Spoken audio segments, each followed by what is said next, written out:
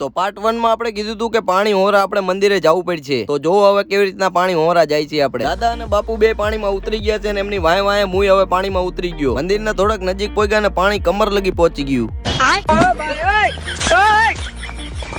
આ રાલો તો અમાર તરવાઈ માંડ્યો કે હાલીને કોણ આવે. આ જો અમારો બંકો માથે મરચા ઉપાડીને હાલ્યો આવે. તો ફાઇનલી આપણે મંદિરના એકદમ નજીક પહોંચી ગયા છીએ, પણ હજી થોડુંક પાણીમાં હાલવાનું છે. જો હવે ખાલી મંદિરે પહોંચી જ ગયા છીએ અને આટલું જ હવે ખાલી પાણીમાં હાલવાનું છે. અને અમારા વૈશુ કાકા તો ખંભે સામાન લઈને હાલ્યા જતા હતા. ફાઇનલી આપણે મંદિરે પહોંચી ગયા છીએ ને હવે હું ઉપર ચડું છું ધજા લગાવવા.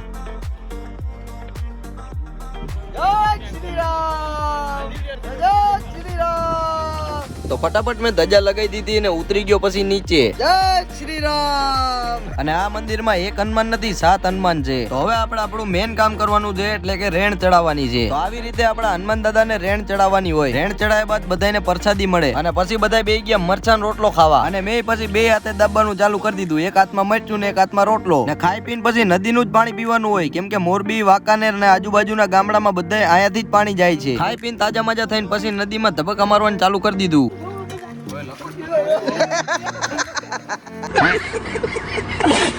જરાક રહી ગયો નકર હોબુ રંગાઈ જાય. નાઈ ધોઈને થાય કાય એટલે હાલવા માંડ્યા હવે પાછા. અને હવે જવાનું છે આપણે ઘરે, એટલે આપણે એક્ટિવા બહાર કાઢી લીધી. मौसम तो ऐसा लग रहा है दिल गार्डन गार्डन हो रहा है, बहुत मजा आ रहा है यहाँ पे. બંકાઓ નાઈ નાઈ થાકી રહ્યા છે એટલે મોજ હોય બધાયના.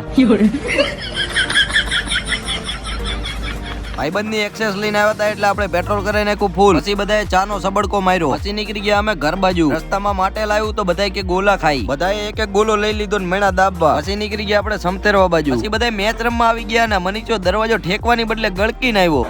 પછી આપણે ચાલુ કર્યું મેચ રમવાનું. હવે મારી દા આવી છે, જો હવે ખાલી છોટા પાડવું. એ જોઈજો એ એલા પેલા તડે જ આઉટ થઈ ગયો. મેચ રમીને પછી નીકળી ગયા બધા હો ના ઘર બાજુ. અને આ અમારું ઘર છે પણ હજી બને છે. પછી અમે બે ભાઈ નીકળી ગયા થાનગઢ બાજુ નાની ના ઘરે. ત્યાં જઈને ખાઈ પીને સીધું હુઈ જ જવાનું છે. તો મળીએ હવે નેક્સ્ટ વ્લોગમાં. Bye bye.